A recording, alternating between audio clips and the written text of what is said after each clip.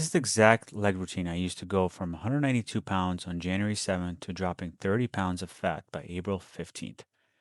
I'm 40, I'm a father of three, and I put on real muscle doing this, training alone, no fancy equipment. Every exercise I show you is 2 sets to absolute failure. I follow the Mike Mentzer approach, but with a small twist. Mentzer runs on one all out set, but since I train alone, it is truly hard to hit failure safely on a single set. So I do two. First set is heavier, then I drop the weight 10 to 20 pounds for the second set. Once I hit 12 reps, the weight goes up. That's how I keep progressing. Here I am just doing some stretching and also doing just some warm up sets. And here's my first working set. So, first exercise always is the squat. I'm a firm believer in going as low as I can while keeping good form and technique. Depth is where the growth is for me. Recently, I actually dropped my weight down and I did it on purpose. I wanted to do every rep properly instead of chasing a number. That's a big one for you guys at home. The squat, done wrong, can really hurt you. This is not the lift to feed your ego on. Pick a weight and you can actually control all the way down, all the way up, and own every rep. 2 sets to failure. Drop the weight on the second set, same as everything else. Get these right, and your whole leg day is built on a solid foundation. Next up are the hamstring curls on the machine. It's the only one the gym has, but it has been an amazing exercise for me. The key here is the contraction. I bring the pad all the way up until it nearly touches the back of my legs. That's how I know I've squeezed out a full, proper rep. Don't just swing the weight, control it up, feel the hamstring do the work, control it back down. 2 sets of failure, like always. Third is the Bulgarian split squat.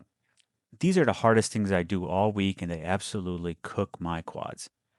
I aim for 12 to 15 reps a leg because this is where I feel the most stimulus. My second leg is always the weaker one, so I'll pause 2 to 3 seconds mid set to match the reps I hit on the first side. I can't recommend these enough. Nothing burns like it. Fourth is calves, and I do these on the leg press machine. I've tried them every which way over the years, and this is hands down where I get the best squeeze and the best stretch at the bottom. Calves are tricky though. They'll trick you into thinking you're working them hard when you're really not. You'll feel a little burn and assume the job's done. So here's the honest advice. Everyone's calves responds differently, and you have to experiment until you find a setup that actually loads them for you.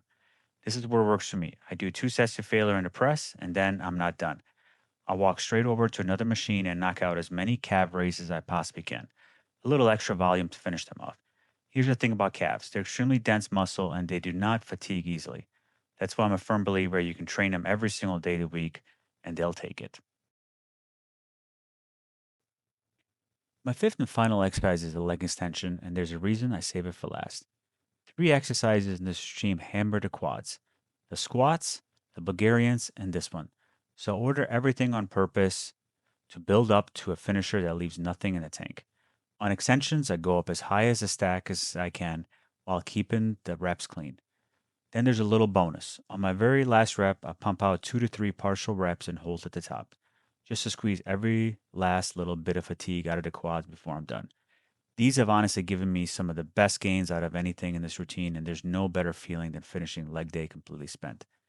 That's the routine. If I helped you, do me a favor. Like the video, subscribe, and drop any questions below. I'll read them all. Thank you guys so much. And remember, if you do the work, you will reap the rewards.